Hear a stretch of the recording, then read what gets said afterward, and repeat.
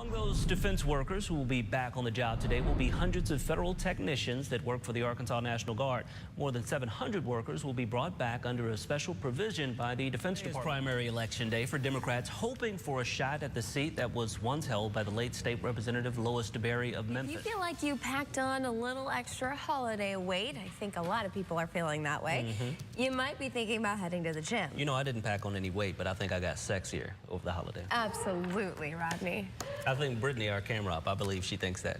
Yes, everybody thinks that. Thank you. Welcome back. Thank you. This morning, while you were sleeping, fire crews in Arkansas have been working to put out a huge fire at a very historic landmark. The Majestic Hotel in Hot Springs caught fire yesterday. A Shelby County deputy is set to be in court this morning after police say he assaulted another man. Now, according to the police report, Gerald Holloman hit a man with a bottle after a fight last month. It's Fitness Friday here on Local 24, which means it's time to get you, me, all of us into shape. Oh, yeah, we're ready. And we have one of the best personal trainers here in the Mid-South to get us right. And yeah, I'm already ready. Yes, you are. Show them your shorts. Oh. I'm ready. The legs are sexy. So awkward. I'm ready to make it happen. You never know what's happening out here. Business up top, party on the bottom. Stick around. Push is on to raise teacher salaries in Mississippi. House Speaker Philip Gunn says he now supports raising teacher salaries in 2014. Yes, for the second year in a row. Yeah, I lost you. I think I lost you. For the second year in a row, Sofia Vergara tops Forbes magazine's list of the highest paid TV actresses, and she's worth every dime. A lot of beautiful women. Of course, she is H-O-T-T. She is. T-T-T-T. She is. She's from Modern Family, in case people don't know who we're talking about. T-T-T-T-T-T. Hot. Yes, she is. Well, she earned. You know what? I just needed, just in case the fellas weren't standing by the television, they needed to come back and look at some of these lovely ladies. They are beautiful. We had to have them do that. Yes. All right.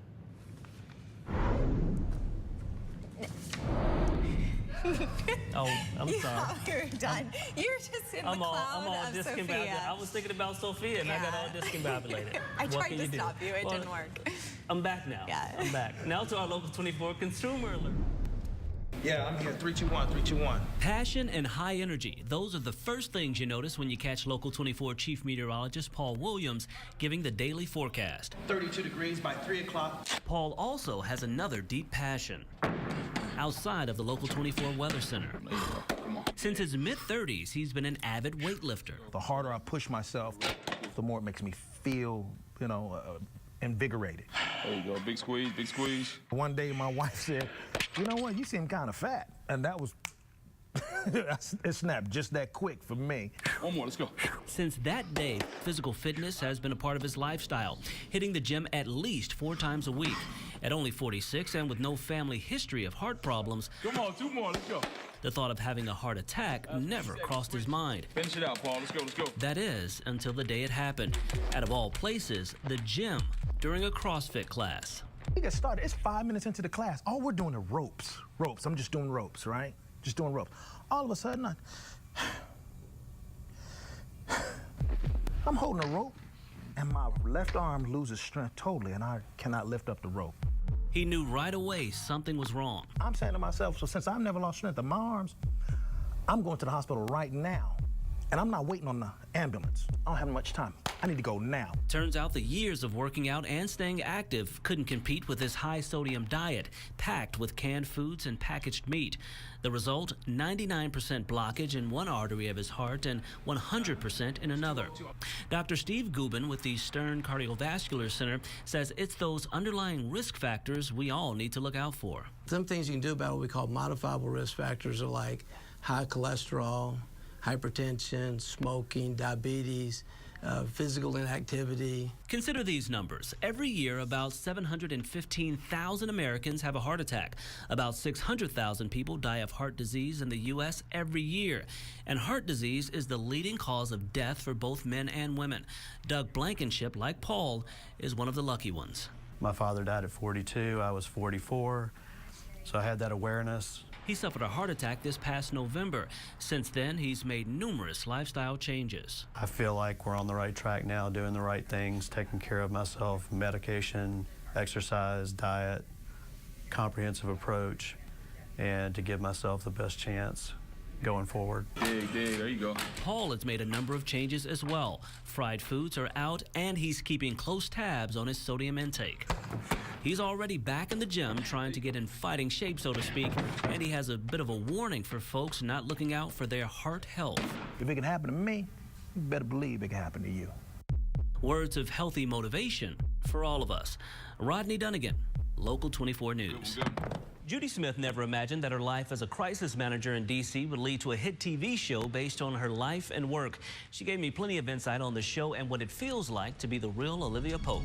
Sir, After each scandalous episode, Mary says she has every intention of using the bomb if she doesn't get the file. the actress Kerry Washington's portrayal of Olivia Pope has folks talking over the water cooler the next morning.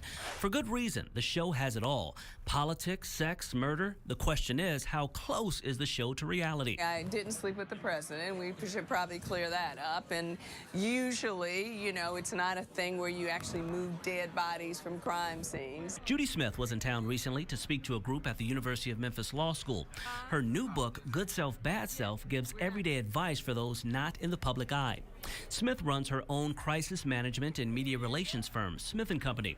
Her firm has advised the likes of Monica Lewinsky, actor Wesley Snipes, and NFL star Michael Vick, just to name a few. What we try to do is really help people, you know, whether you're a corporation or a high-profile individual or a celebrity, really navigate through crisis and all the time really trying to protect their brand and their reputation. Hello, Olivia.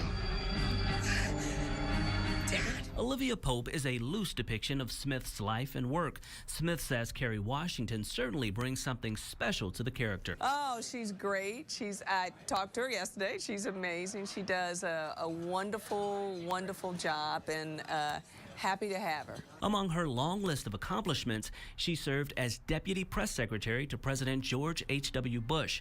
Smith says when Scandal's creator came up with the idea, she had no idea how it would take off. I mean, totally surprised, just like anybody would. I mean, so incredibly grateful that people love the show, that they are watching it. Smith herself is even drawn in by all of the twists and turns of the drama. Her ultimate hope is that the show gives a bit of insight into the world of public relations and possibly even serve as a bit of inspiration. I think it's opened up a whole new way of people thinking about perhaps maybe a career, what they might do with their life, and that's a good thing. It's a good thing. Smith also tells me she does work with the show's writers to come up with ideas for episodes and offers real-world advice when needed. Although the show isn't 100% realistic, she says it does give pretty good insight into the day-to-day work of a crisis manager. Rodney Dunigan, Local 24 News. Welcome back. All new this morning. This weekend, Joy and I have a huge honor. We'll be emceeing the 13th annual Hollywood for the House Oscar Party. It's a major fundraiser for the Ronald McDonald House of Memphis, and the Ronald McDonald House, in case you don't know, serves as a home away from home for families with sick children at St. Jude. And the work they do, of course, is amazing, and it makes a major impact for the families in their time of need. I recently spoke with one family thankful for the love and support they've been given. And he had his first bone marrow transplant September of 2011. For Jeannie Erickson, the past 3 years have been a challenge, to say the least. It's just a mental, physical, emotional drain on everybody. Her son Caden was diagnosed with leukemia when he was just 8 years old. Caden has had some trying times over the last few years, but he's a fighter. This tough young guy says the process has actually gotten a bit easier. The first time it was, but now it's not that hard. The first time I was younger and I didn't know what to expect. This is the third time Caden and his mom have stayed at the Ronald McDonald House as he receives treatment at St. Jude. Caden says there's only one thing that has gotten him down through all of this. That would probably be being away from my family. His father and siblings are all in Jonesboro, Arkansas, as Jeannie handles things here in Memphis. The Ronald McDonald House charges families absolutely nothing, serving as a home away from home for families and their children receiving treatment at St. Jude for cancer and other catastrophic illnesses. They've had to leave their homes, their communities, very often put their jobs on hold. The financial impact and burden is tremendous. Executive Director Carone Bird says their mission is to ensure families can focus on the health of their children rather than bills, cooking meals, and other day-to-day stresses of life. They are very grateful. You know, the most important thing to these families when they get here is getting their child well, finding a cure, making sure that their child is getting the treatment that the child needs, and that, you know, that their child goes home healthy. That's number one and first and foremost on their minds. Since opening, they've housed nearly 7,000 kids from almost every state in 45 countries. Jeannie says the Ronald McDonald House has been a godsend. The children going through it aren't alone. There are other children doing the same thing they are. They're sick too, they understand. The other mothers understand, they know what it is to feel helpless. They know what it feels like when you can't do anything to help your own child. The support and encouragement, it's amazing. Although she loves the staff and all the help the family has gotten here, her hope now is that Caden will continue to get better, and this will be their very last visit. Welcome back this morning. The high school sports season is in full swing. From football to track and everything in between, young athletes need to be concerned about their health. But something that most kids, along with their parents, have probably never even considered is a heart attack. Local doctors tell us that each year, up to 300 young athletes die from sudden cardiac death. In today's Local 24 Health Alert, a warning for those young athletes and the personal story of one mother who's trying to use the death of her son to save other young lives. Flipping through old pictures of her son, Sean, Don Cartwright can't help but to light up, thinking about that smile, his personality, his zest for life. This one's his friend Wade and him, and they used to play Batman and Superman and would jump off the sofa with their capes. No. It was 6 years ago when Sean, then a student at the University of Mississippi, died of sudden cardiac arrest. He was only 21 at the time.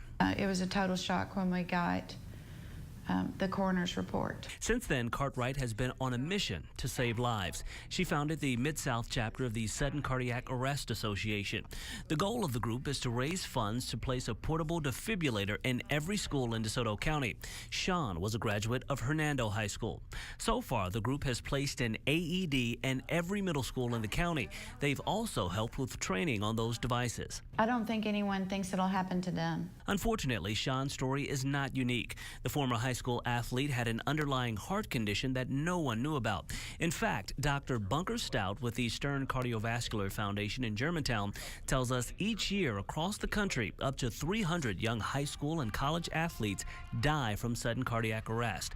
He says athletes and parents should pay attention to any early warning signs and get to a doctor immediately. They start noticing an athlete having difficulty with things that they would typically do,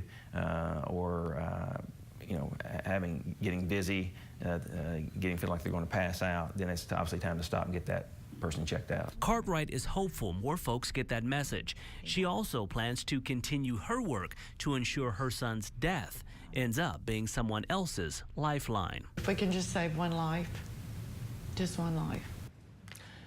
Now, each of those portable defibrillators donated to DeSoto County Schools by the Sudden Cardiac Arrest Association costs about $1,500.